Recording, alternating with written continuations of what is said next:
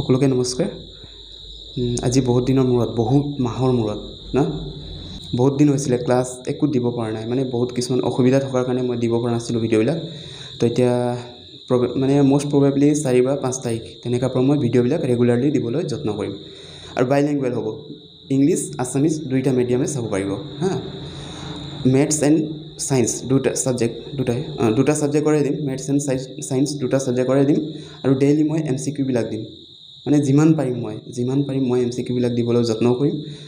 আৰু এতিয়া half yearly exam গৈছেহে, ভালকৈ লাগি যাম, ভালকৈ চাবা কোনটো মানে কি ৱেত আমি পঢ়িব লাগে, বঢ়িয়াকৈ লাগি যাম। সকলো লগৰবিলাকৰ মাজতো শ্বেয়াৰ কৰি দিয়া যে 4 বা 5 তাৰিখৰ পৰা আহি যোৱা বুলি হা।